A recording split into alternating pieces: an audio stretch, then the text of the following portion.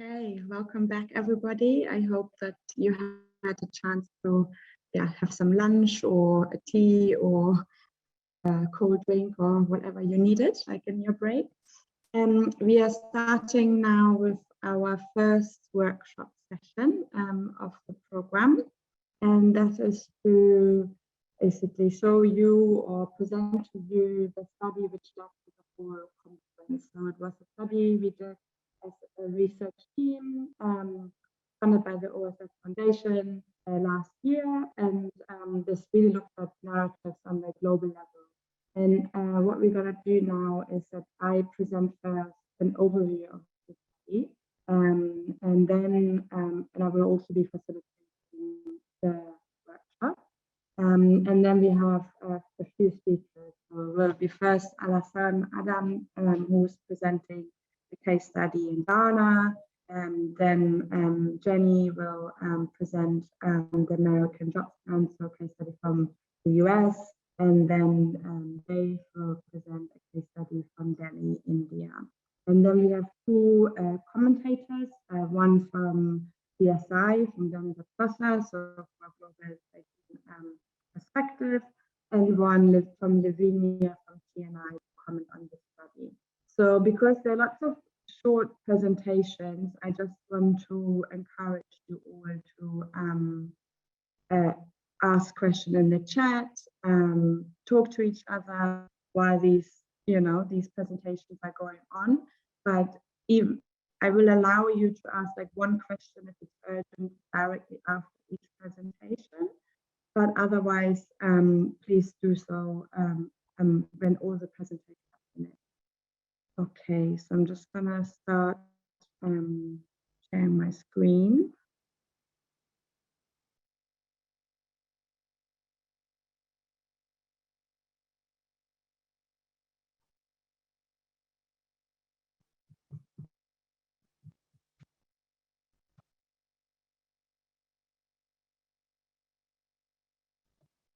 Great, can you all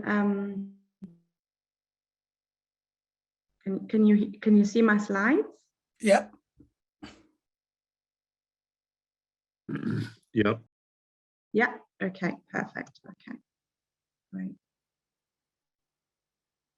Okay, so try to be quick because we only have very limited time for this. So like I said, we were a team of several researchers, Alhassan Adam, Esther Castro, David Hall, Satoko Kishimoto, Jenny Nguyen, Kyla Sankai, and me, Vera Weghmann.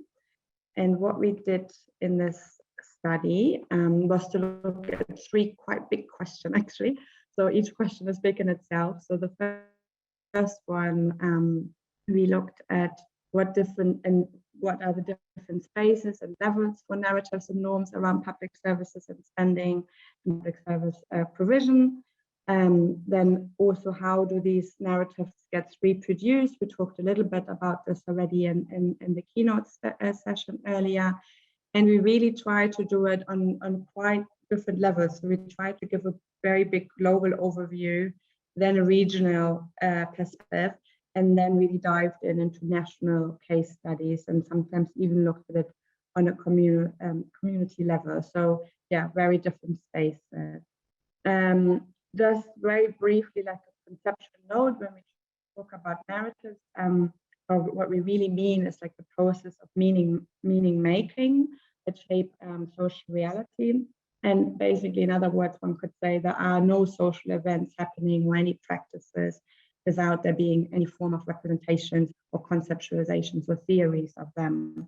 However, on the other way around, we also know that there cannot be any narrative without the actors behind it. And we already talked earlier about some of the actors, like the IMF, for example, shaping these discourses.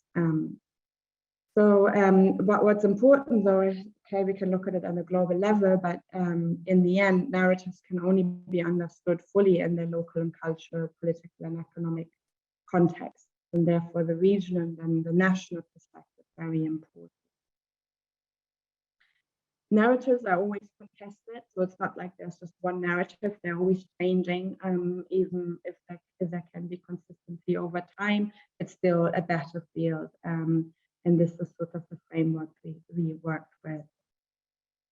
So just to tell you a little bit about our methodology, so it was also because of the global dimension, it was a review of relevant academic literature, but also looking what's going on in the news, civil society reports, official documents from all kinds of organizations, and also the legislative settings.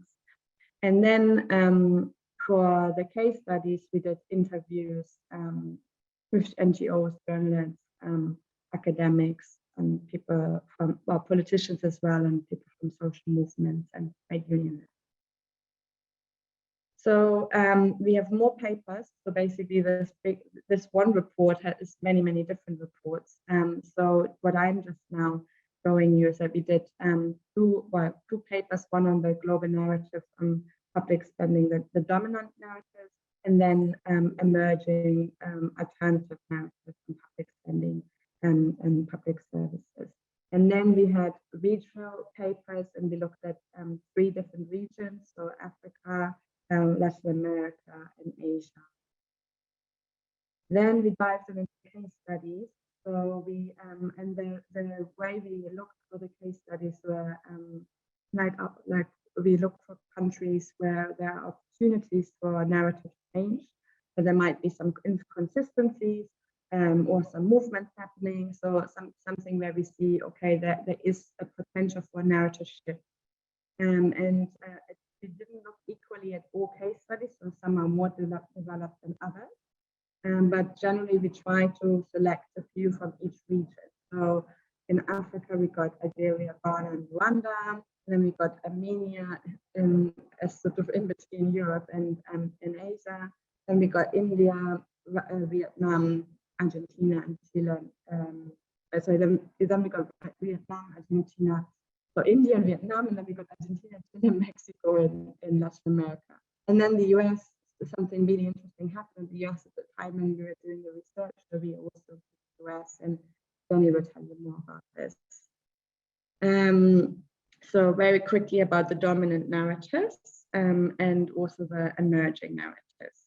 So one is that, well, we have to look at any narrative in the long-term perspective of how there are contestations over these narratives. And what we can see, however, that on the long term, this narrative, the dominant narrative on like reducing public spending has been losing, because actually between until 2010, we could see that public spending, despite all the austerity, was still growing as a percentage of GDP.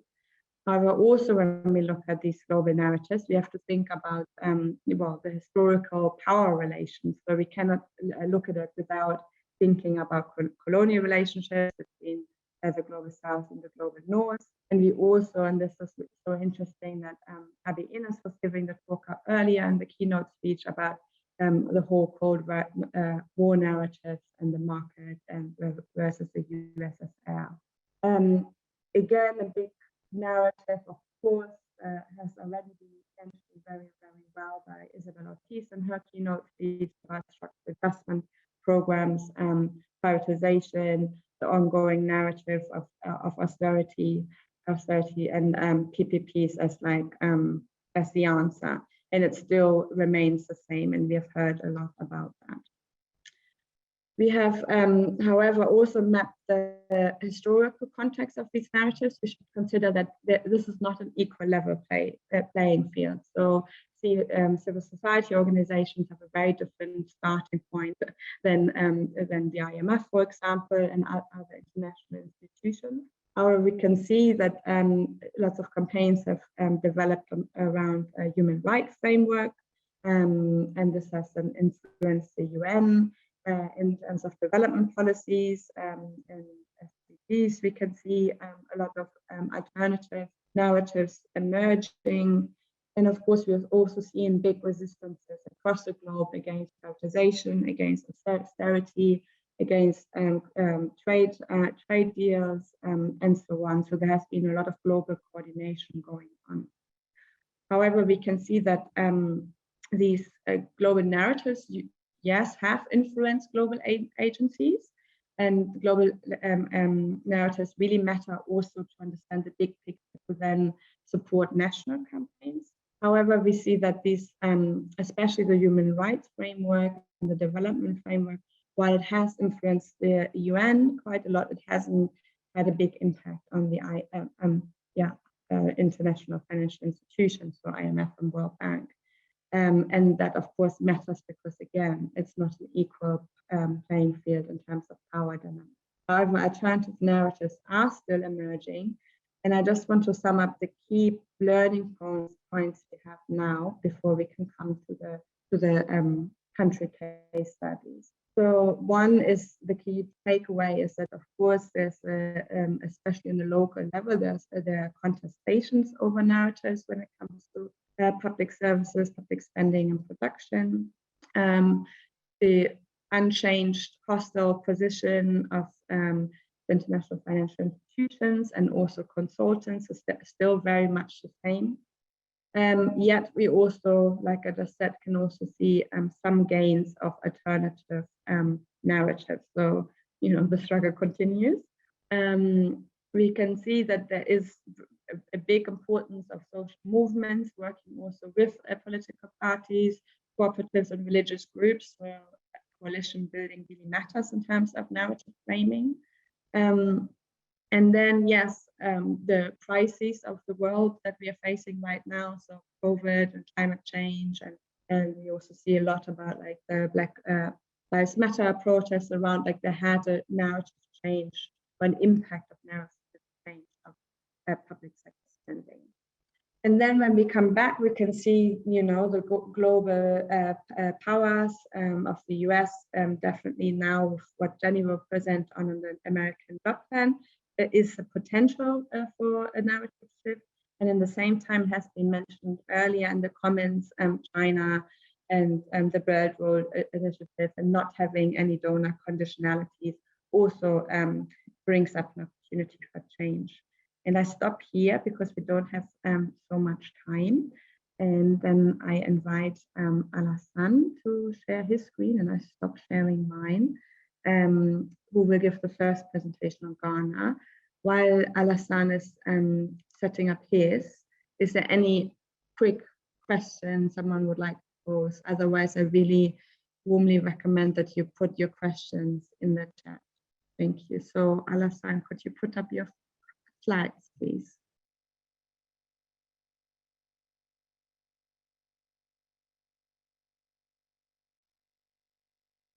Okay, Vera, I'm just going to share my screen now, and then we kick off from there. Thank you all. Thanks, Vera, for the introduction. So I'm just trying to make sure that we have a conversation on what we've been doing all this while. Okay, so here we go. Right, can you see my slide? Yes, we can see your slides. Brilliant. Okay, so my name is Alhassan Adam from PSIRU. I'm a research associate as well as a PhD student in my first year of study. So if I make any mistake, it is my fault, not my supervisors. Some of them are here. I don't want to disclose who they are. Yeah, so briefly, my presentation would take this form. A brief on Ghana. Where is Ghana located in the world? And because we have colleagues who might not have heard of the country Ghana, and also what our research method was, and the results and the discussions, and then question and answers. Yeah, cool. You can hear me clear, right? Fantastic. Yep. Okay, so Ghana Nguyen is independent in 1957, and in between 1957 and 1992, there was a lot of trouble in that country, from military to semi-civilian, back to military, and all kind of things. Really unstable atmosphere in that country. In 1992, we returned to multi-party democracy or constitutional rule. And ever since, Ghana has been conducting election every 4 years, and it's a stable democracy within the West African sub-region. So if you look at the globe, Ghana is seated just at the bottom of the west of the African map, and in the Gulf of Guinea. And Ghana has an interesting ecological zone. It has the coastal savanna zone. You have the coast, you can swim around and have fun at the beach. And also it has forest region where you have tropical forests, very luxurious timber trees. Unfortunately, we only have 10% of that forest left. We've cleared a lot of the forest through commercialization and building of state and what have you, and colonial extraction as well.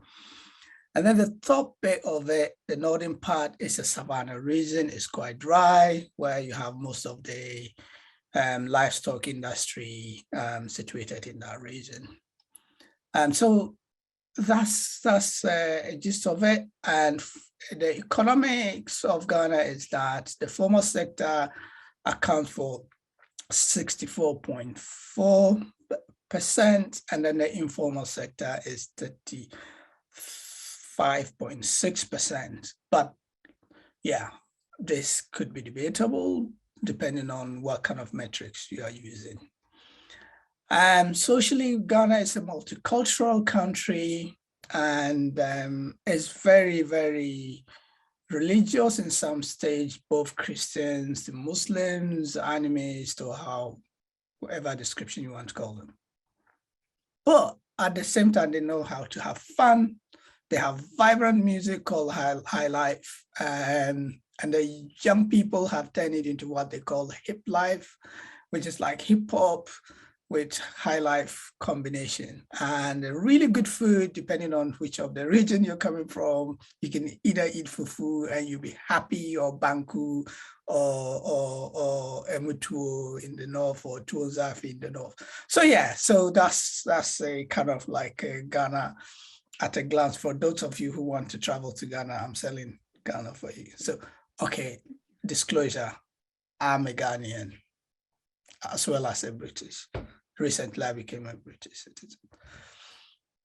Okay, so now into the study that we did. So we kind of looked at quick overview of Ghana in terms of how education provision happened and financing of it. So I kind of dig back into to look at some of these things. When we talk about education, we forgot that there are other forms of education. So before 1400s, there were guilds where people have to send their children to a master craft or master artisan, where their children would learn a trade or some kind of form of skills. This is a form of education. And the way this education was financed was in multiple forms, either the labor of the child or contribution from the parents at the end of the harvest season, the parent who contribute to the master craft man or woman. In the 1400s, through trade, Islam was introduced into especially the northern part of Ghana. And some few madrasas started springing up. And then those madrasas had school children in the sense of Arabic teaching, and the financing of it was also multiple sources, informal, not formal. The teacher would get some support from the parents, or the parents who come and farm for the teacher and that kind of thing. Now, these madrasas teachers also found their way into the southern part of the country, especially into the courts of the chiefs. I can use like the Ashanti kingdom, the courts of the Ashanti Hini had clerks who were Islamic teachers who would record his transactions and who also were producing amulets for him in terms of self-protection when he goes to war. So when the Ashanti Hini is going to war, he wears a smock and a hat. And if you look at the smock and the hat, it has amulets kind of sewn into them, and they are all Arabic texts. This dated like 1400 texts.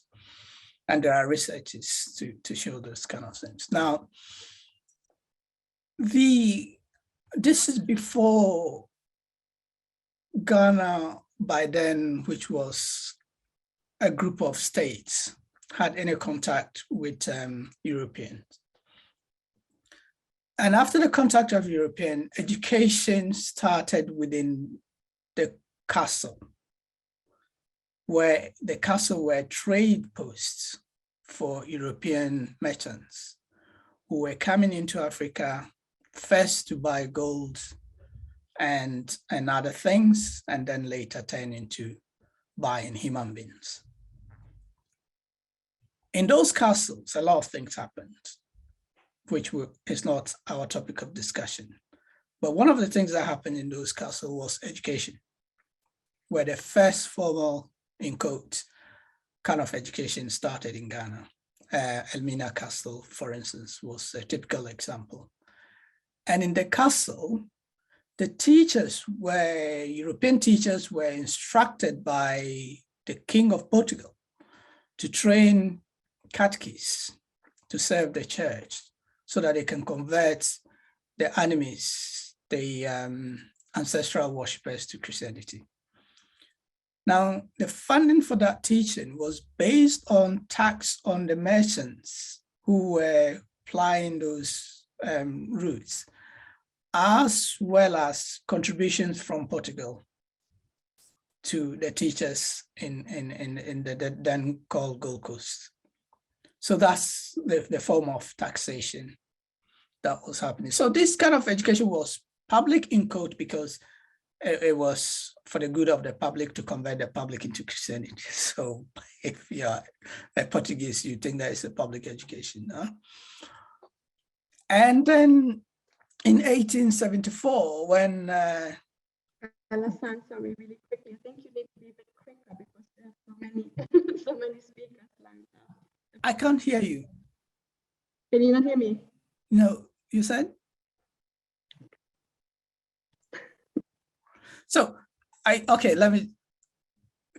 so 1874 was the colonial period where British kind of took over Ghana, and they set up schools, and one of the schools on the screen at the bottom of the screen left is Achimota College. Is one of the schools that the British set up in Ghana, and then the four, again, it was a public school, and the form of financing there was tax and contributions from the Church of England and the metropolis from London as well. In 1950s, when Ghana had independence, there was the mass education promoted by the Nkrumah government, and again, financing was tax-based, and the church was still having church schools, and they were contributing towards that. Now, that's the history. Now to what we did quickly. How many minutes do I have? Yeah, you need to go on actually. Okay. So our research methods, we look at a couple of things within our research philosophy, which is within this thing that knowledge is socially created and past experience inform future behaviors. And there are multiple truths depending on your experience and power in society. And our assumption on this research was that free public services are returning by stealth, and not in the open. And IFIs do not always control the narrative. We use a qualitative research method based on document analysis, and then we use in vivo coding and data management. And the kind of documents that we consulted were archival documents, Ministry of Education policy documents, party manifestos and speeches limited to the NDC and MPP, because from 1992 to present, they are the two political parties who've been in power.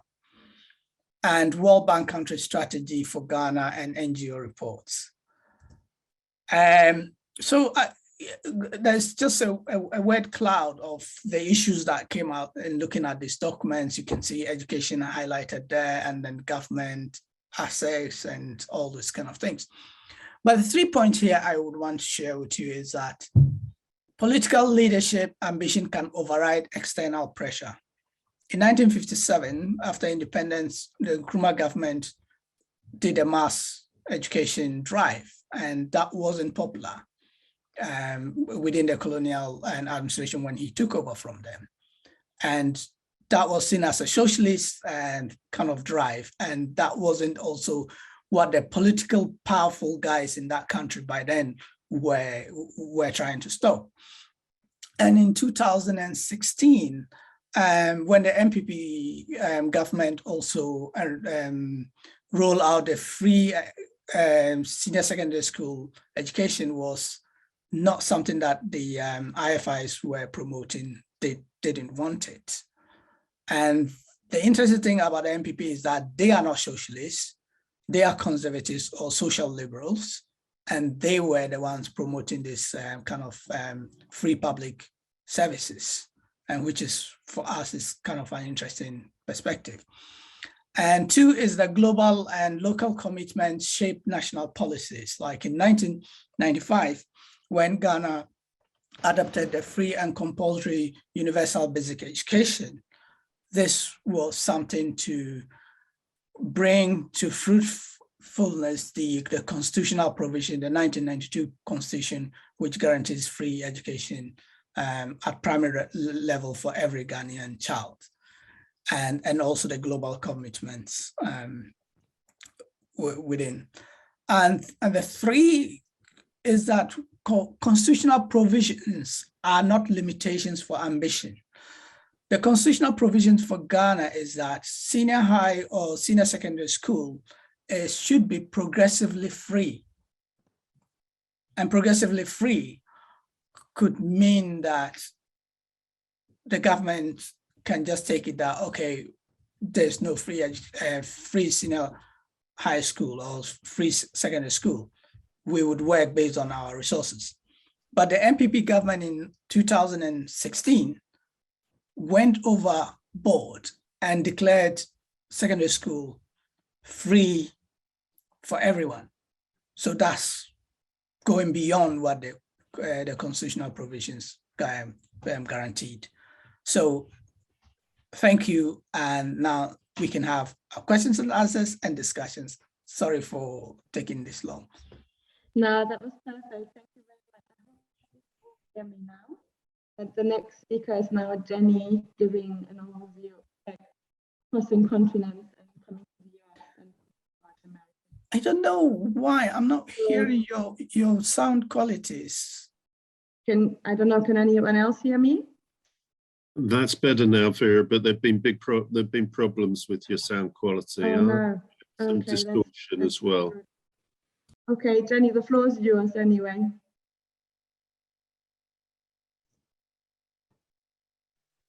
Thank you, Vera. Thank you, Alhassan. I feel it's really a pleasure, but also I have a huge fortunate to actually work with the team, because as Vera said earlier, that this project, we do not just bring in exactly the viewpoints from a very small number of countries, but we also want to have people and colleagues who actually know and work from the grounds. We interview them. We also, like, for example, Alhassan, he has huge knowledge about Ghana that we really want to actually bring to the light a lot more. So for my part, actually I'm working at the moment as a research fellow for the UCL Institute for Innovations and Public Purpose. And my works, I actually focus on mission-oriented innovation and focus in the US. So it's also like a coincidence that actually when this research came about, we were told and we were sort of instructed to just focus on developing countries. But I feel like we're going to be missing a really huge part of the world's actually see how narrative has even changed in the US. Because actually narratives by the US actually spread all over the world. It's got influence because they have big influence in many of the international financial institutions, in major multilateral organizations as well, and also via their bilateral lending tools. So it's quite important to know what's going on in the US, and especially under the Biden administration. It's sort of give us hints of what's going to come about. So I'm going to just kind of go through very quickly of what we find out from this 11,000 words documents from the Biden's job plan. And then I'll be able to share in the chat later on about the report that I co-author with Professor David Hall. So you can all see my slide here, I believe. Great. So about the Biden's American Jobs Plan. So we all know that President Biden came into powers, and he actually promised that he's going to actually make a lot of progresses, a lot of changes to how how Americans can actually create jobs and the welfare in the US. And this is a plan, and I think it's quite interesting that it's not just a plan on its own, but it's also accompanied by a lot of other plans, for example, the American Families Plans, and also other kind of reforms supported by the state. And also about the language that is used in this plan is quite interesting for us to see in comparison to previous administration. The American Jobs Plan, we actually keep it short as AJP. AJP, when it was introduced by the end of March 2021, it was really positively perceived by the public. However, the implementation of the plan has not been unfolded, and we really want to see, and we really want to evaluate the outcome of it. But it's going to be one of the things that the world is looking at. And in these plans, it's really long plans, I say 11,000 words, but it actually, more importantly, is about the value of it. It's about $3 trillion, focus on infrastructure, public services, and labor conditions. So what do we see from the key narratives in this AJP is it focus on a large scale government economic plan. And we think that, and I think it's not just me, but also in discussions with other economists, is that the way that, the economic ideologies that actually being embraced by Biden and his economic advisors are not in the the classical neoliberal theories, but it's really progressive, and it's kind of new because it's actually in pursuit of public missions, pursuing full employment, equality, green economies, different social challenges. But it's also not simply Keynesian's macroeconomic reflationary tool, but it's a public plan that aims to employ the economic resources to deliver public social objectives. So I just want to kind of pinpoint the key narratives change. Number one is a key role for planning. We know that when it talks about planning, it's more like a Marxist terminology here, but I dare say Biden's actually he's boldly put the word plan in this project. It's sort of very, very new in itself, right? And the AJP proclaims itself as a historic national mission. And I think it's important that he dares to say that even in a country that hail neoliberalism, you can still have places for planning. central planning. The second thing is about a wide range of public missions, and in this AJP is focus on comprehensive infrastructure networks, and reflecting on June Sakira's talk this morning. We all know that in order to have a really fruitful and exciting activities by the private sector, we need a really comprehensive infrastructure networks in roads, water, energy, broadband, in order to actually for the private sector to build on these foundations. The third thing is also the stress the importance of public sector capacity. This is one of the key work that we do at the IIPP, and also you will hear more about public sector capacity and building and co-creating the markets and strengthening public sector capacity by Professor Marianne Mazzucato, our Institute Director, on day 4. So hopefully you'll be able to join us for day 4 for that talk. Number 4 is about public finance through taxations of profits and high income. I think it also resonates a lot with what Isabel said earlier in her talk, is that we will be able to get out of austerity measures by rethinking how public investment could be financed through taxations. So a very selective way that we can do taxations that would not harm the poorest populations or even middle income. Number 5 is the focus on full employment, high wages, and unionizations.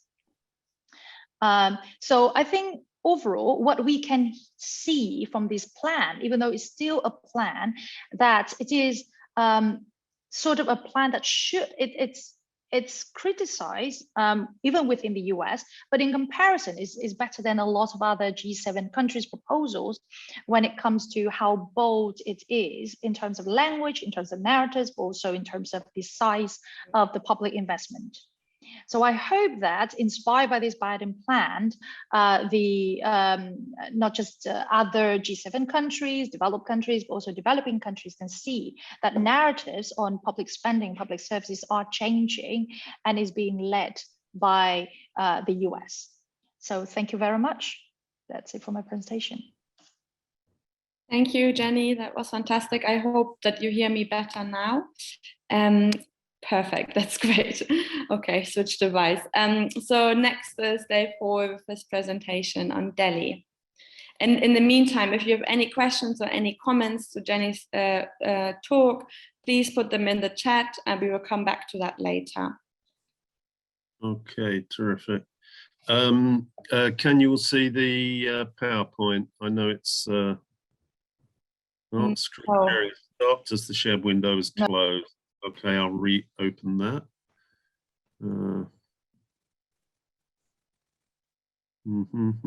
Apologies for this.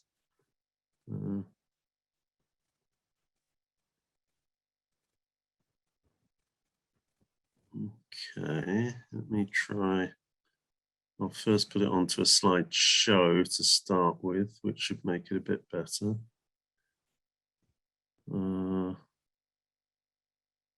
If I can, my big apologies for this. I thought it was all ready to go.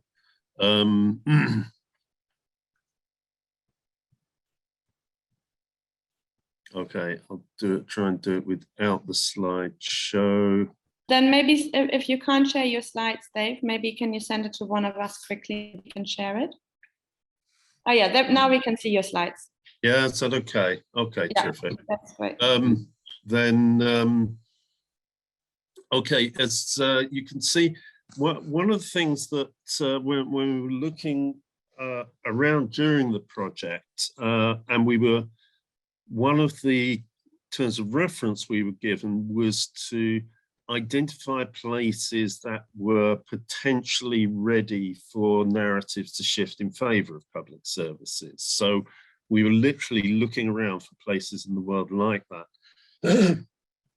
And one of the more remarkable places where something like this has actually been happening for the last 5, 6, 7 years now is actually New Delhi, which is the capital of the largest English-speaking country in the world, the second largest city in the world, and you would have expected would have had some notice. But there seems to be relatively little attention paid outside New Delhi and outside India to what's been happening there. And the framework of looking for narratives that shift the perception of public services and shift the politics around public services, it seems particularly relevant. So with the presentation, I've given it the snappy title of New Delhi, and the unsnappy but accurate subtitle of Non-Corrupt, Publicly Financed Universal Public Services with Public Participation, introduced by a new social movement-based party winning 2 elections by huge majorities, which kind of indicates why it's worth attention, because that's literally what has been happening in New Delhi. So I'll discuss a bit more what's been happening, and then try and open up some discussion to understand this and the significance of it, or the potential significance of it.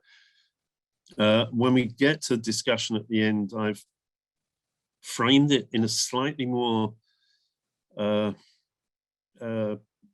controversial way than in the original paper for the project. And that's because I'm conscious that there will be, I hope, a number of Indian colleagues listening to this, participating in this.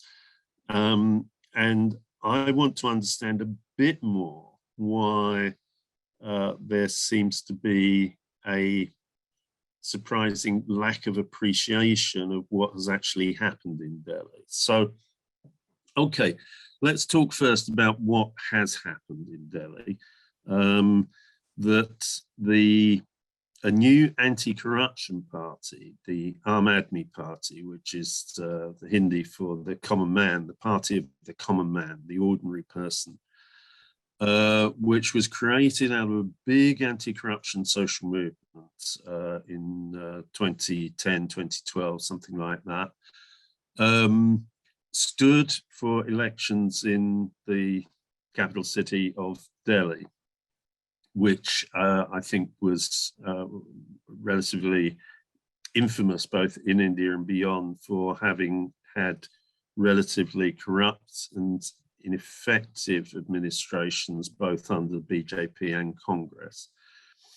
And in 2 successive elections, 2015 and 2020, the new IIPP didn't just win seats, they ended up winning 67 out of 70 seats, defeating both the BJP and Congress and reducing them to hardly any seats between them.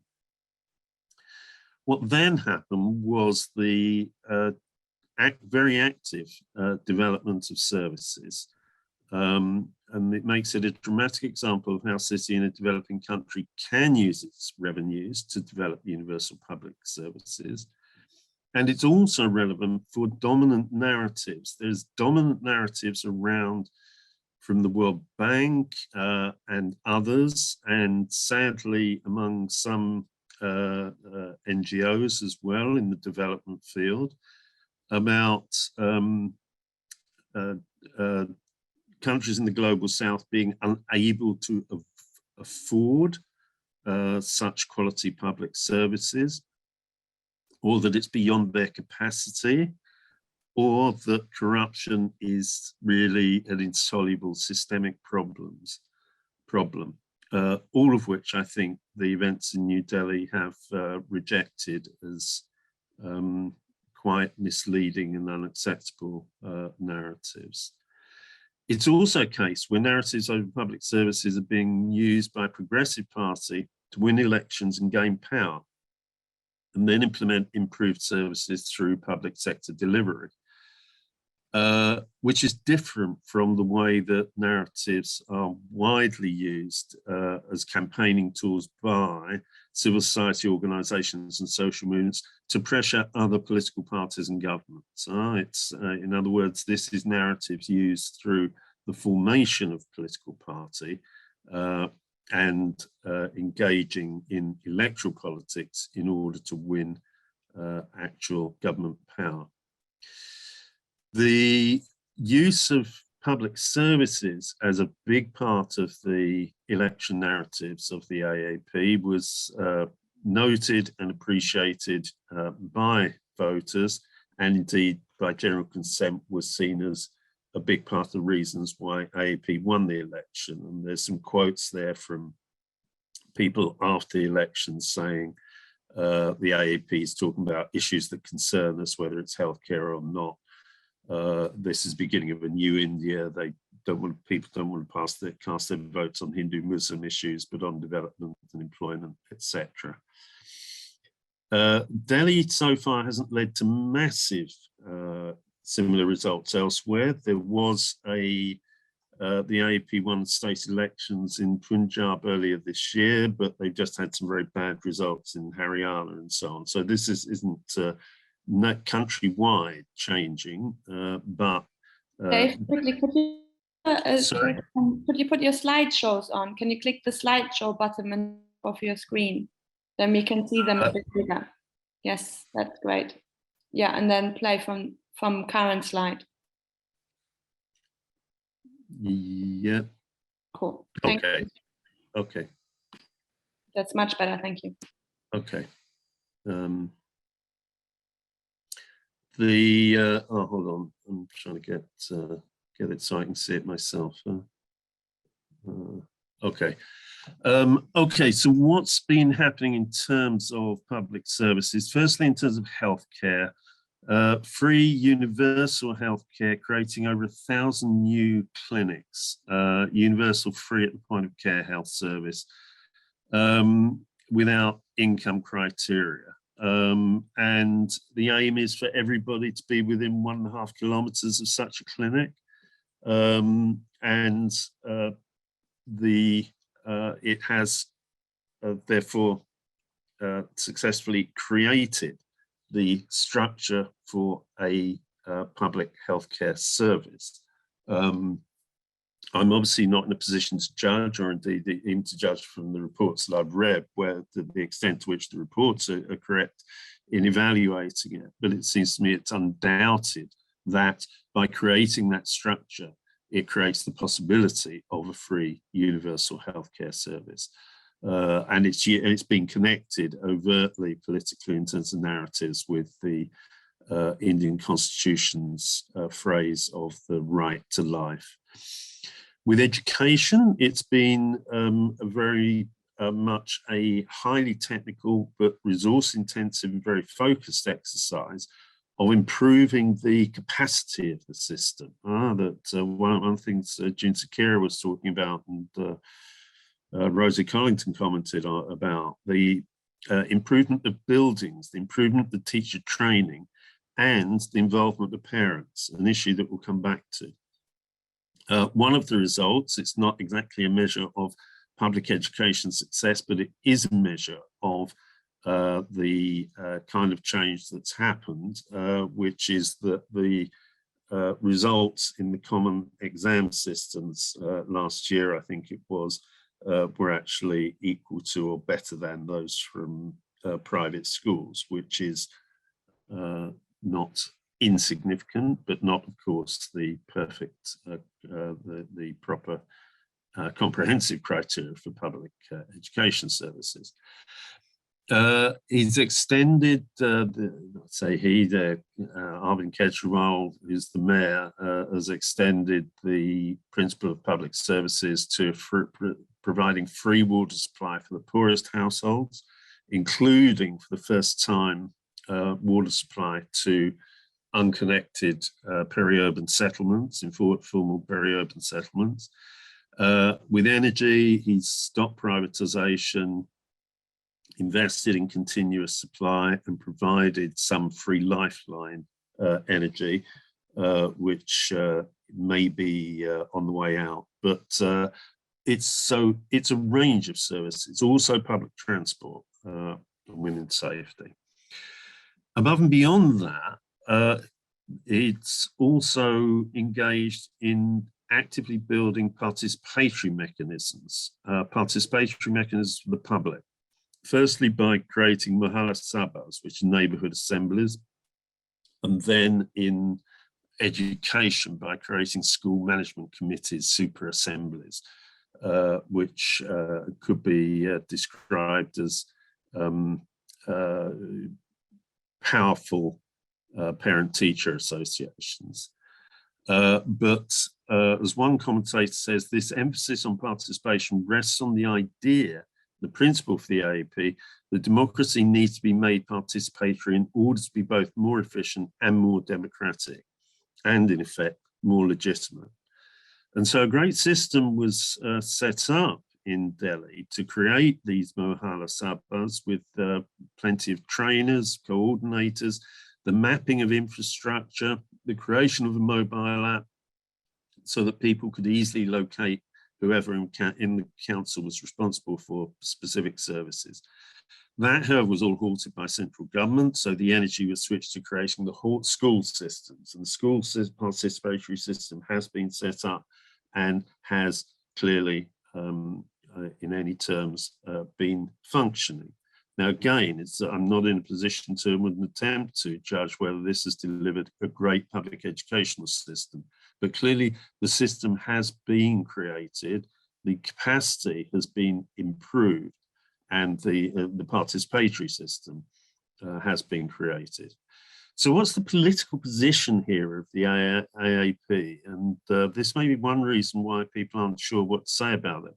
It's had its origins in the anti-corruption movement, which was sometimes criticized for suggesting that all politics was corrupt, which I think was unfair. It was suggesting that most existing politicians and parties were corrupt. But it's also avoided identity politics. The phrase of the common man, Ahmad, it consistently avoids identification with any identity group. So it's a generic notion. However, as Lama Rule says, after scrutinizing a lot of IIPP stuff, it does not mean the ethnicity. It's not about a ethnic, racial, or religious identity. It's about the people, as in the more Marxist notion of the plebs. But I'd be very interested in a comment of Indian colleagues on that. I also want to note here that it's not actually that unique. There is, I think, quite a strong Indian political tradition of using infrastructure and services as an important political slogan for elections. The BJP itself originally used the slogan Sadak Bijli Pani, which I think is energy, water and roads, but I'm not sure in what order, to some effect when it was first set up some years ago. So this business of political campaigning by using those narratives has long been established. Now, the question is, what do we call this? What do we say about it? Yeah, can you please come to an end, because I will. This is the last slide. Because the IIPP has been criticized by some social movements for failure to open its own political processes, the political process of government, to the participation of the social groups that were involved in supporting it into power. And there have been specific criticisms that there's not enough women in senior positions, little role for social movements, and so a lack of participation. And it's adopted a more populist approach, which has been criticized as soft Hindutva. Hard Hindutva being the approach used by the BJP of Hindu nationalism, which clearly is a very brutal right-wing nationalism. Lama Rule argues that it's a left populism, whose narrative embraces people as a whole. But it's not clear to me that this is a particularly helpful dimension to ask questions about its populism or otherwise. And there are two things that I think that I found very striking looking at it. Firstly, they've actually introduced some radical public participation mechanisms that anywhere in the world should be interested in. Very like what's been done previously in Kerala by the left parties, but they've never credited, the IIPP never credits Kerala for that. Secondly, extensive implementation of public services in this way, the thing it's most like is 19th, 20th century municipal socialism in Europe and US. So my concluding question, and if you like, it's to Indian colleagues, is why don't we call the IIPP as a party that is implementing, that is operating a form of post-colonial 21st century municipal socialism? Thanks, and sorry Vera for overrunning. No, thank you very much, and sorry for No. needing to be a strict facilitator, but I have time for discussion in the end. So we have two commentators now, Dani Bertossa from PSI, Public Services International. And this is two people who have been actually part of the study, accompanied the study. So we really would like to hear your comments on the floor is yours. Thank you. Hi, thank you very much, Vera, and thanks for everybody who's been involved in this study. PSI is really thrilled to be associated with this work because we think that the framing and the narratives around public services have a really powerful impact on the public services we receive, but they're not always visible. And in fact, the less visible they are, often the more powerful they are, because the most powerful ones are the ones that shape our taken for granted ideas, the things we don't question. Sometimes the things we don't even think about, certainly we don't talk about. So things like the idea that markets are efficient, or that public services are a drag on the economy, or that public servants don't work hard and are overpaid, or that government doesn't innovate, but the business does. Because once these things are established as sort of implicit truths, they're often rarely spoken about. And what tends to happen is when people are confronted with new facts that contradict them, they don't tend to challenge their own assumptions and narratives. What they tend to do is assimilate the new facts into their old narratives and not the other way around. So it doesn't really matter how many teachers we know who work really hard, or that we read an article that sets out the facts about privatization, or that public water is reliable and affordable. We can hold both sets of views at the same time, apparently without a lot of cognitive dissonance.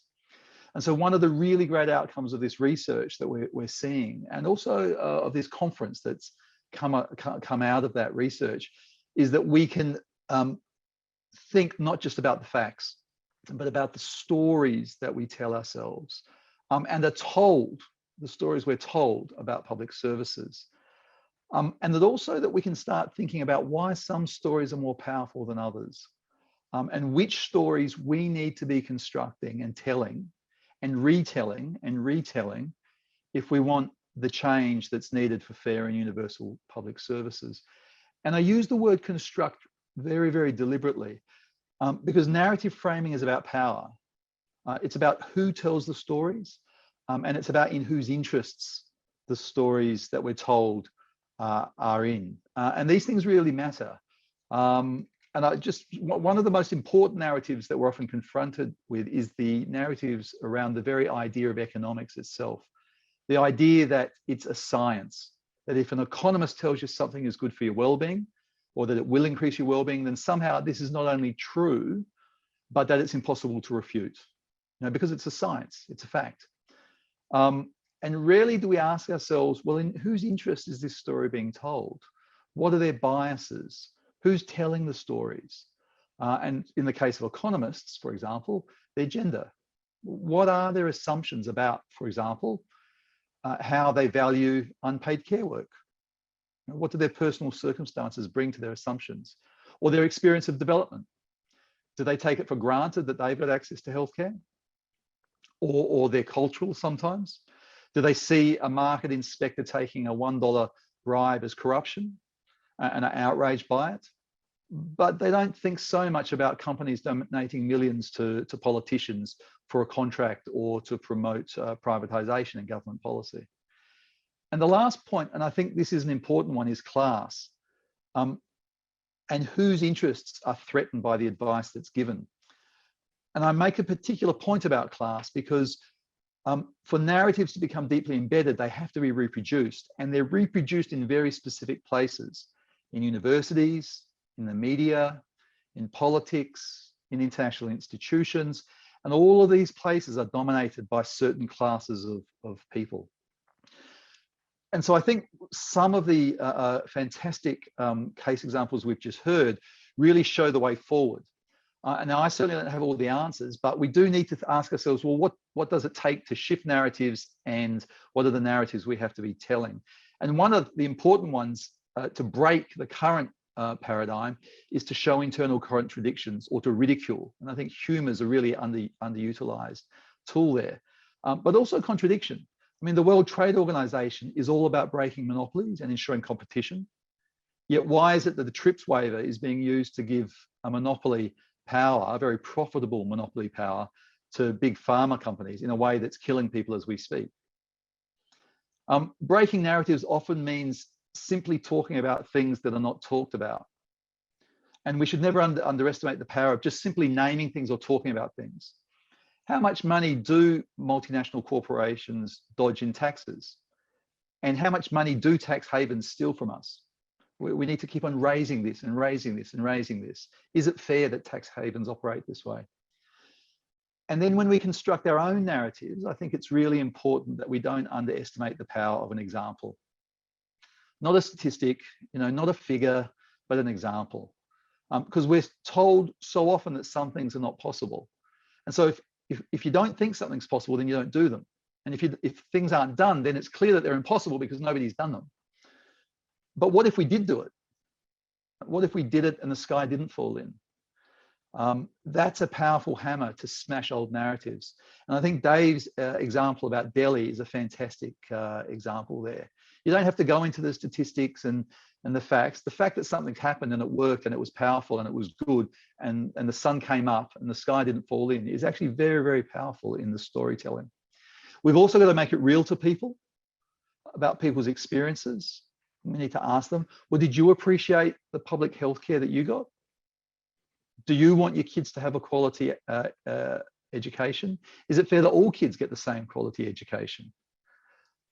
And we also have to be smart about the way we frame and talk about our own narratives. Because the things that you're not talking about are often the things that matter the most. Because if you're not talking about them, it's actually very hard to dispute them. They're not even being discussed.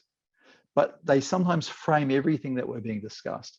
And so this example that was used about Biden talking about a plan, that the government is planning, this is taken for granted. This is what we should be doing. We need a plan and we need to be planning. And the fact that the government's doing it tells you something very powerful about the way an economy should work, or about the way Biden wants his economy to work in the future. Nation building. Often we get a little bit nervous in progressive politics about talking about nations or nation building.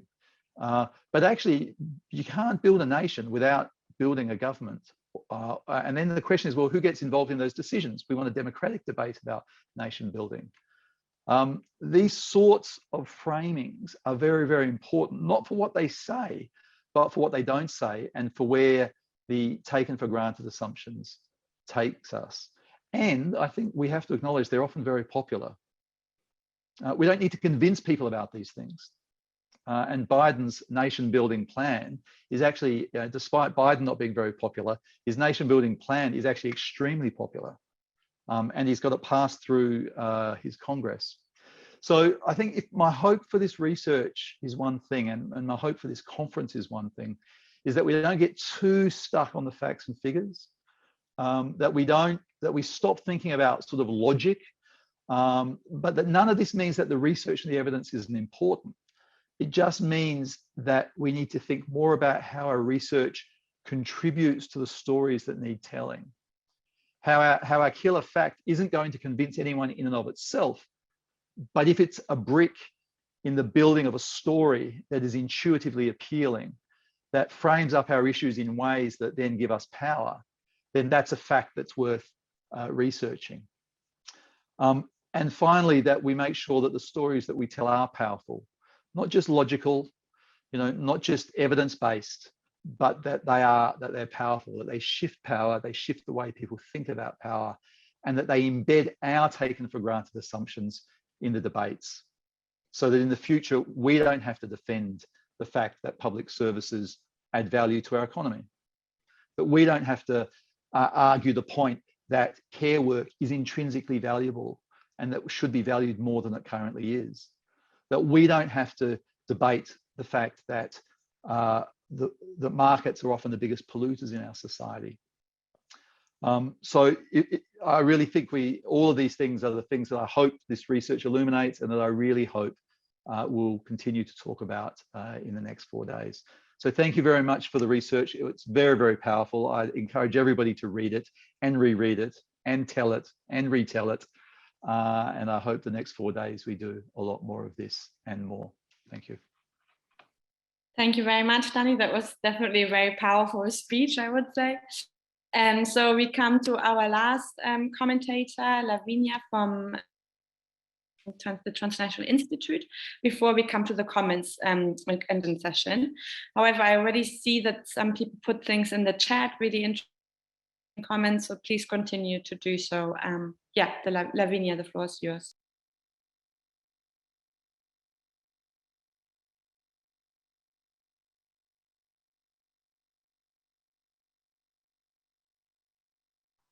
Hi. Is this now working? Yes, we can hear you. Okay. And see you. My laptop is very slow, so I'm a bit struggling. Hopefully I get this right technically. So thanks again. Thanks so much for organizing this conference, and very much to all the other speakers. It's really great to follow your take. So I just have a few things to share in terms of how, following Danny, like power is very much about who dominates the narrative, clearly. And it has become very clear that we need to replace these dogmas of austerity, free markets, and privatization with the common sense of universal and well-resourced public provisioning.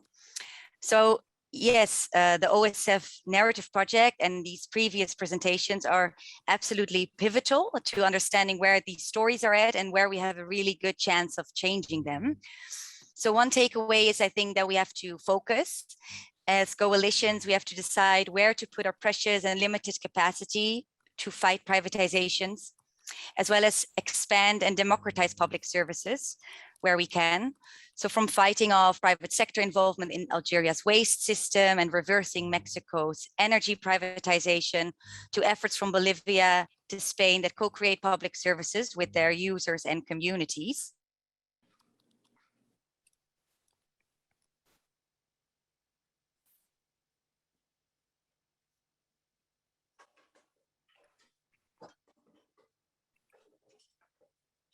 I think we briefly lost you, Lavinia. Oh, hi again. Back. Yeah, okay, just continue where you just were. Could you tell me where I was, or I don't know when you were giving examples of like from Algeria's waste and Bolivia and so on. Okay. Great.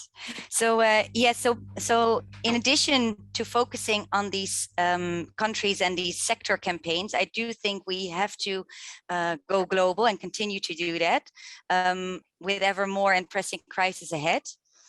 We need to connect these country and sector specific campaigns, I think, with real big organizing to transform the political discourse worldwide. So the right-wing extremism that has become the kind of new normal, if you will, in many countries, a growing number of people, most of them concentrated in the global north, are accepting that millions of people of color have to be sacrificed to maintain our so-called standard of living, whether it's the 50,000 racialized migrants that have been killed by deadly migration policies, or the hundreds of thousands that are suffering from all kinds of resource grabs now happening under the banner of a energy transition, or the millions that have died because vaccines and healthcare were privatized for profit. for centuries, as was also coming across in the presentation today, colonized people, lands, and labor in the global south have been paying with their lives for the welfare state of rich imperialists. And as the climate catastrophe is accelerating, this will likely continue in horrific ways. So an international campaign that's really on the offensive to call for public spending on global public goods or universal basic services or the like would be a most urgent effort to enforce the kind of reparations that can reverse this outrageous injustice. And I think core to this is really winning people's hearts and mind with how accessible tax-funded public essentials and the workers that operate them are the lifeline of a healthy society, that these are human rights indeed to be protected and advanced. And with amazing evidence, such as Ghana's free education system, Rwanda's public service trajectory, Vietnam's extremely effective COVID-19 response, or Argentina's state-owned Correo Compras as the alternative to Latin America's Amazon, and Chile's constitutional struggle for public water, healthcare, and education. I think that this global public goods campaign to take off, we do have to unite more than ever. And as many Chilean social movements have been doing effectively in recent years, we really need to build bridges with many other social movements in their own right, such as the feminist, the abolitionist, the environmental, indigenous, migrant, and disabilities justice movements. Also because we have to consistently demand, as was already reiterated, for greater democratization of essential provisioning, public goods and services for who, that's the reoccurring question we need to ask, for water, education, energy, housing, healthcare, but also transport, waste, finance systems to be truly universal. These and many more constituencies should have a say in how such services are run. So I also think that to repair the social fiscal contract between people and governments, trust is absolutely key. For public authorities to deserve the trust of the population, they have to trust their residents towards co-creating public services in manifold ways. And as CNI, we have approached this by investigating public community collaborations.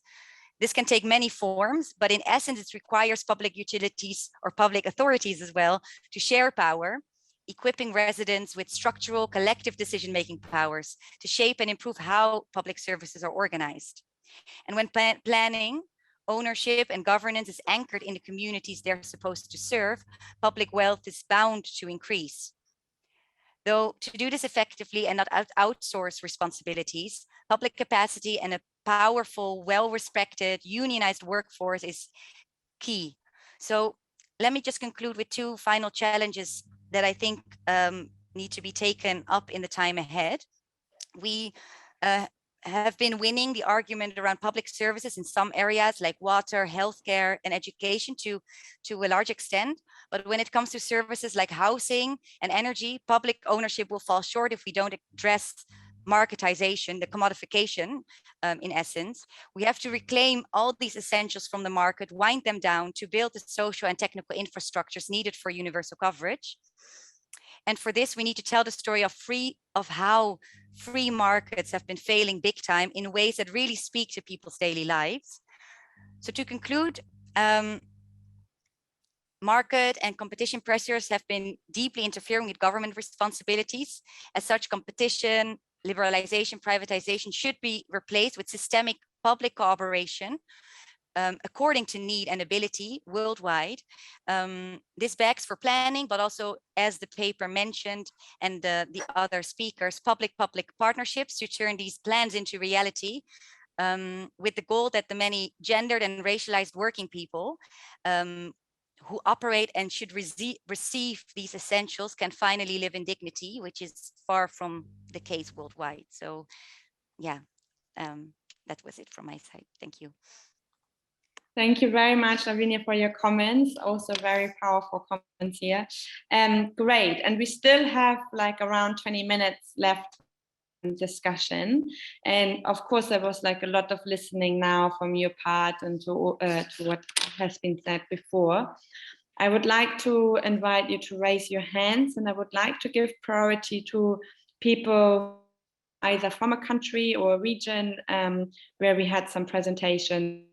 So just to recap, we had Alhassan talking about Ghana, and the free education there. I don't know if you have people from Ghana or at least like the entire African region. Would really appreciate your comments and thoughts.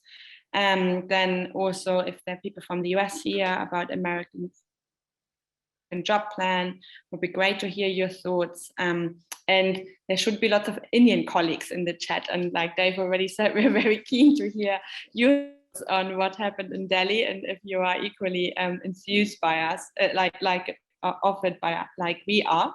So please don't be shy. I know it's a lot of listening, but yeah, put up your hand if you have a comment or a question.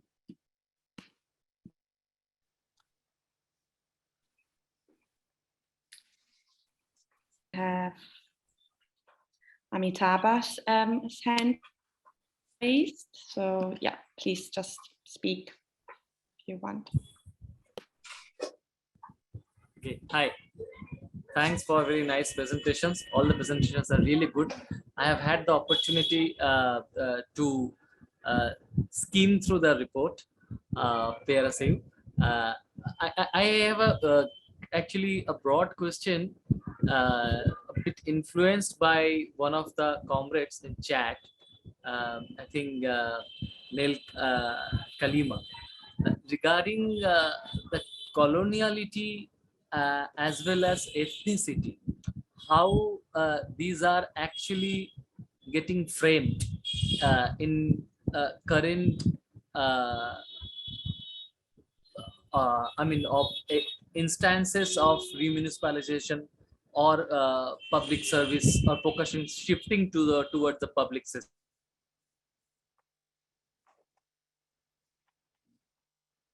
Great. Does anyone want to answer this one before we come to the next one?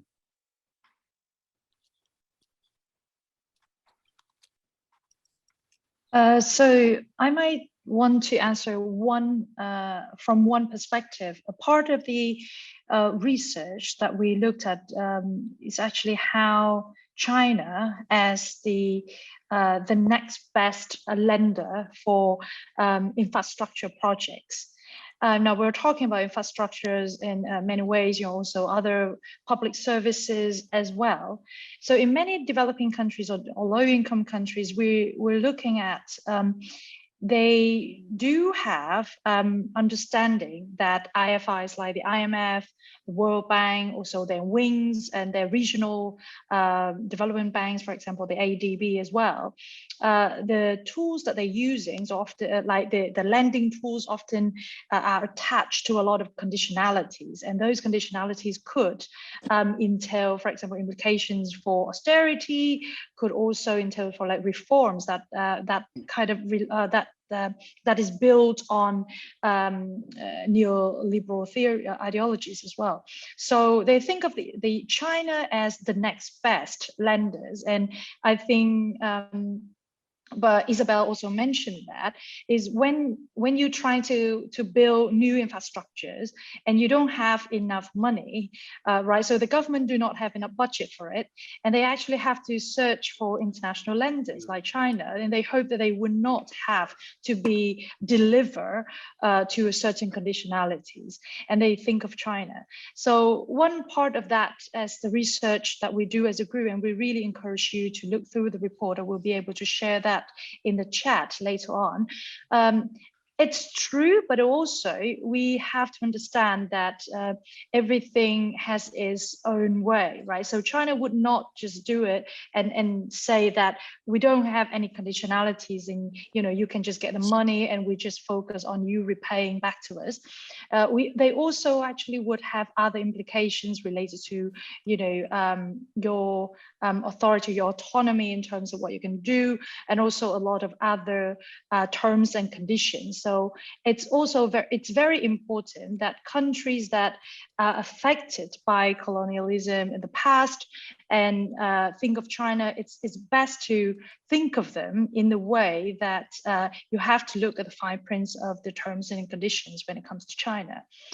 So yeah, so this is what part of my work is on, and I would pass on to Alhassan or Dave to comment based on their research.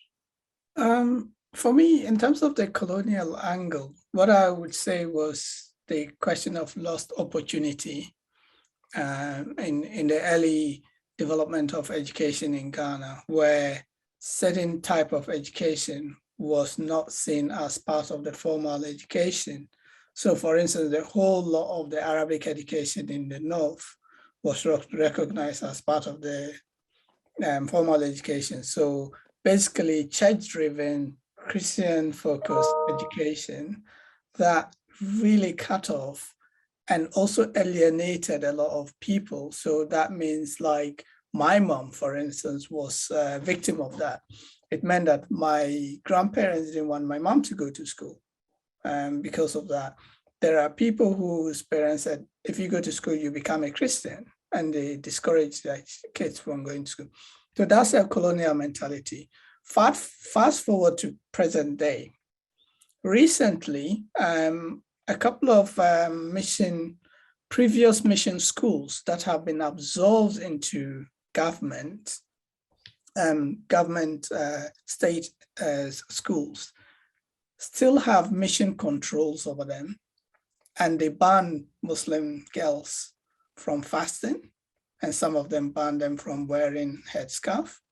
And this is in Ghana. Meanwhile, the schools, the teachers are paid by public money. This is a legacy of colonialism. Yeah.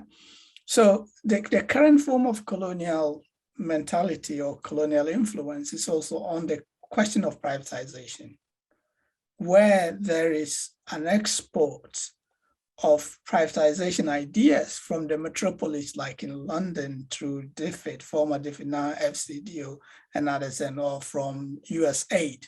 So colonialism, although on paper is not there, but if you look at the bulk of the ideas that is pushing the reforms, where are they coming again, is all from the previous colonial centers.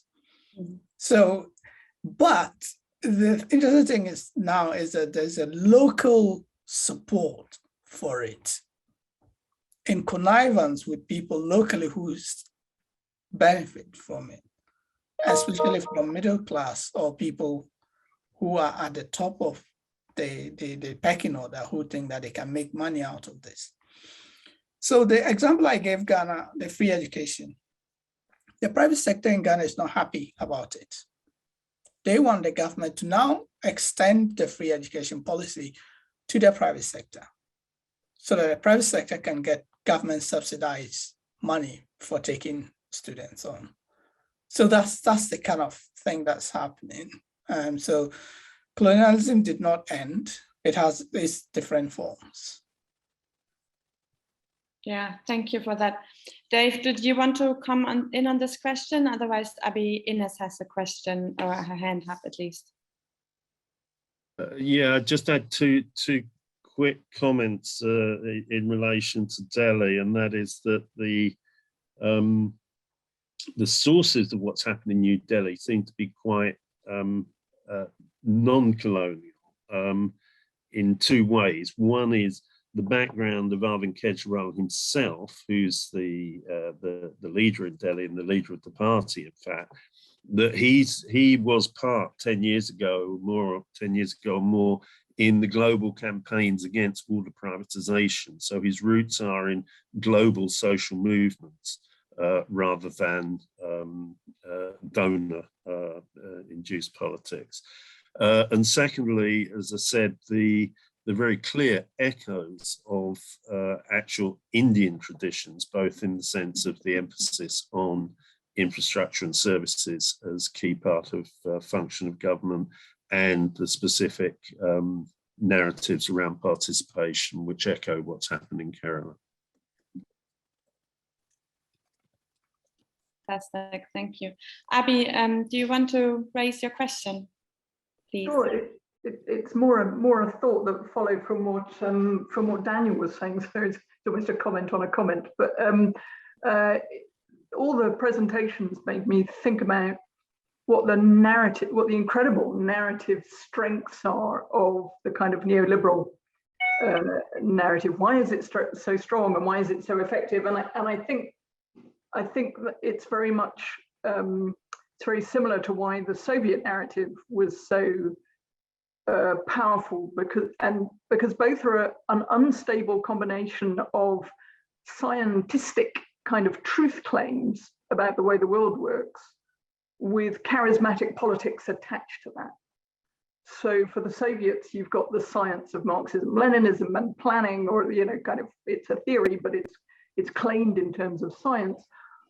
But to that is added the kind of heroic combat tasks of the worker, these very mobilizatory ideas of a vanguard and so on. But neoliberalism has exactly the same, right? It has a scientific truth claims around neoclassical economics, and it also has heroic appeals to the entrepreneur and to the venture capitalist. And we're humans, so we love stories of heroism, right? From ancient times to today, we live in a world of kind of heroes and villains, and both of those narratives gives us the modern need for science, and it also gives us the historic need for heroes and villains. And I think these make them incredibly strong narratives, and because they both sell this kind of utopian projection of a pure system sold as a complete science, and they offer this kind of heroism. These are total narratives of how the world works, and it pushes their opponents to sound very parochial or naive or even unscientific, right? Because we our naive empiricism, where we say, but hang on a minute, none of this works the way it's supposed to, makes us sound like we just don't know the science. And that's what you get told as well, right? If you understood the economics better, then you'd see that, this is the solution, and so on and so forth. So it makes it a really important question, I think, to think critically about. So I think there are various strategies. One is calling out the utopianism and not being afraid to be intellectually honest from the opposition side. So saying to a neoliberal, look, your perfect free market is as likely as a perfect state, right? And we actually live in an imperfectible world. So let's take it from there.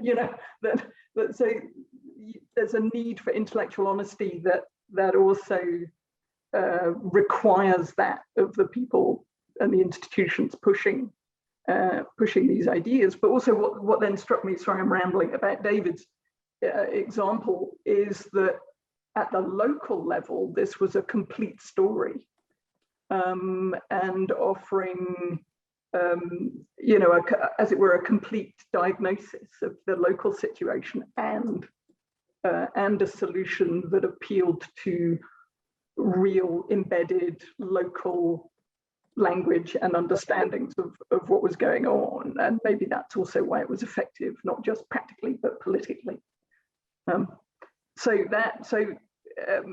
Thinking about,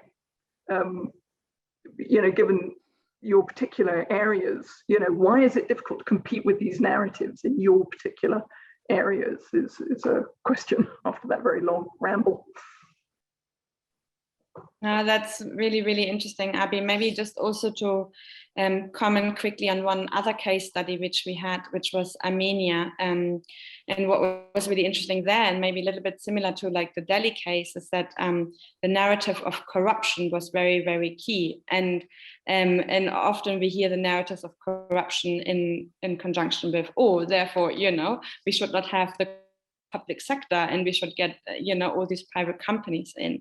However, we actually see or saw in Armenia that exactly the opposite was the case. Even though the narrative was a very neoliberal one, and but under this banner of like, actually we want to get rid of corruption after the Velvet Revolution, there were some silent, almost hidden remunicipalizations, which were like, because not this honesty, what you were just talking about, Abby, but like, actually, we don't want to say that we reclaim state and that we want to renationalize or remunicipalize. It was done almost in secret, but under this banner of anti-corruption. So, sometimes there can also be contradictions of now. As a chair, I just want to point out that there were some really interesting happening in the chat. So Sandra asked about the workers' involvement in Delhi, and also Dave answered that. I don't know if you want to say a bit more on this, Dave, to everybody before I we have one more raised. Because maybe not everybody can see the chat, so maybe explain what you were commenting on. Well, I think I've said what I have to say on that specifically in the chat, but I'm just writing something else in the chat on the issue of public participation and what the IIPP have done or haven't done. So I'll just carry on putting that in the chat, yeah, and the discussion. Okay. Perfect, thank you. Then, just a quick thing, Vera, is the notion of narrative that we need to fight for, but also is a narrative coming back but being watered down. For me, that's the risky thing. And because, like I gave the example of the Ghana case, is a small c conservative liberal government, which is not a socialist government, which puts itself that is providing free education for secondary school. Now, a lot of their members who have power recently, when the economy was not going well, they were putting pressure on the government to withdraw the policy. But so this is it. They are either going to push in the least opportunity to withdraw those policies if it's not winning them power, or if there are economic hardships, they would sacrifice those policies. So my question is, what do we do? Do we be seen as supporting a neoliberal small c conservative government by protecting that policy? For me, if you ask me, my personal view is yes, I will support that kind of policy. But I'll support to go beyond that, to expose what they could do, the dangers that that same policy that the government is using, what the government could use it to do by bringing in the private sector and giving the private sector a contract and siphoning public resources to private sector. So those are, for me, the small prints that we need to work, or the nuances that we need to address. Perfect, thank you. We're almost running out of time, or we sort of already out of time, but I would like to invite one last question from Danny, sorry, I can't just see it. And then we come to an end before we have our next session. So Danny, please go ahead. Look, it wasn't really a question, it was more a contribution. So if you've run out of time, then maybe... No, go ahead. I think we just give us your contribution, and then we still have some time for a break before we have the next session. I guess I just wanted to finish up by saying a sort of a call for the next 4 days for all of us to try and question our own taken for granted assumptions as we have these discussions, because often we're unable to break out of our own analytical framework. 3 very quick ones that have jumped out. The point that Alhassan made about the old colonialism versus the new colonialism, I think is very, very important. Because I think it was Abby who said, we often get set up by our enemies. And I think we need to think through the way in which sort of colonialism existed for centuries, if not millennia, up until sort of the 60s. And now we've got a colonialism that's much more about soft power and controlling narratives and controlling thoughts. And that the elites in the global South can buy into that form of colonialism in ways that the leaders from the global South, it was harder for them to do in the past. And it complicates the position of the working class in the global North.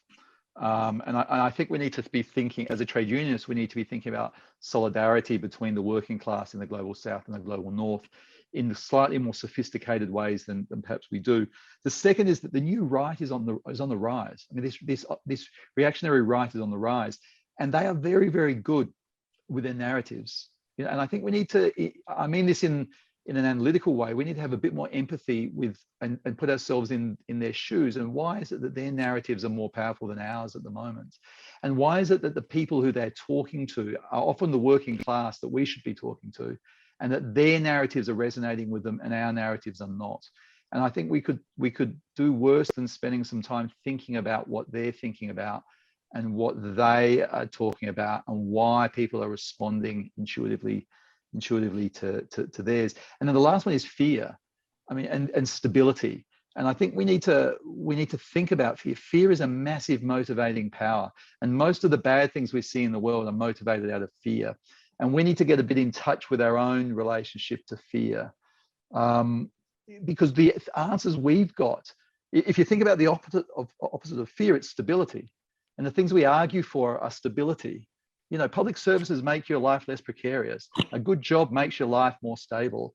Yet we often don't, we understand the positive framing of that. We don't understand the negative framing. We don't understand how fear of losing your job, or fear of not having public services, or fear of economic empowerment drives fear of other things, like, you know, migrants or people of a different race or working class people. And I think we need to name some of that stuff and think some of that stuff through, because if we can understand that, then our answers, like the things that we argue for that create stability and are the answers to people's fears, I think can become much, much more powerful. And I think this is I mean, without wanting to sort of get into a group therapy and, you know, collective therapy, then if the next 4 days does anything, I hope it creates a safe space for us to question our own taken for granted assumptions, and the taken for granted assumptions of those who are sometimes beating us, and sort of provides a safe space for us to perhaps do some things that are a bit challenging or a bit threatening or a bit difficult for us to do in other spaces. Fantastic. I hope it's will be a safe space and also a brave space where we, you know, march onto new territories potentially. Yeah, so let's close this session. However, we have a very, very session coming up now. It's 4:15, so in 10 minutes time, where basically all the partners of this conference will have the moment to introduce themselves and also to set out the aims for this conference. And this conference is really unusual in the sense that we partner different universities from 4 different continents, and a lot of civil society and trade union organizations. So please come to this opening celebration, in a way, of this conference in 10 minutes. And until then, please get yourself a cup of tea or whatever you need. Go to the loo, and I'll see you in 10 minutes. Thank you so much, everybody, for your amazing contributions and also the great comments. Bye for now.